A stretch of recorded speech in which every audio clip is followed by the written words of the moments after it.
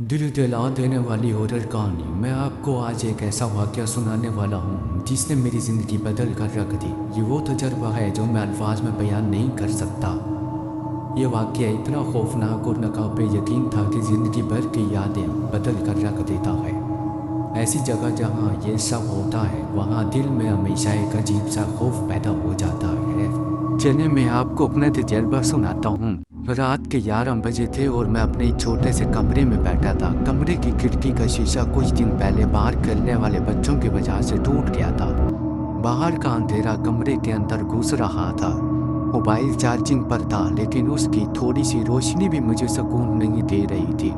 मैंने खुद से कहा आज कुछ अजीब होने वाला है। मैं बहुत डर गया था। मेरे दिल की धड़कनें तेज हो रही थी।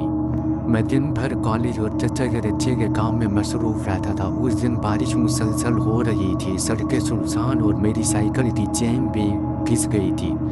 मैं देर से कॉलेज पहुंचा लेकिन आज बारिश और अंधेरा कुछ अजीब सा महसूस हो रहा था। ऐसा महसूस हो रहा था कि मेरे पीछे कोई चल रहा है लेकिन मुड़कर देखने पर पीछे कोई भी नहीं था। अजीब सी हरकतें महसूस हो रही थी। दिल की धड़कनें बहुत तेज हो गईं। पर अच्छा स्टार्ट किया, सवारी को बिठाते ही हाईवे की तरफ निकल गया। सड़कें सुनसान, तेज बारिश, दूर तक कोई नजर नहीं आ रहा था। मुसाफिर मेरी तरफ कूद रहा था। उसका चेहरा बहुत खौफनाक था। मैंने दिल को मजबूत किया और आगे बढ़ता रहा।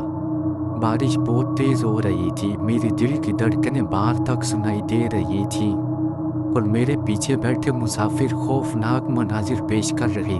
मैं जैसे ही हाईवे की तरफ पहुंचा तो देखा 2 लोग मोटरसाइकिल को धक्का लगा रहे थे। मेरे दिल की धड़कनें और तेज हो गई थी। मैंने दिल को मजबूत किया और आगे बढ़ा। जैसे ही मेरा रक्षा एक सुनसान गांव की तरफ गया वहाँ अचानक मेरे सामने एक खौफनाक रोशनी और अस्पताल का मंजर नजर आया। ये वाकया मेरी जिंदगी का खौफनाक वाकया था।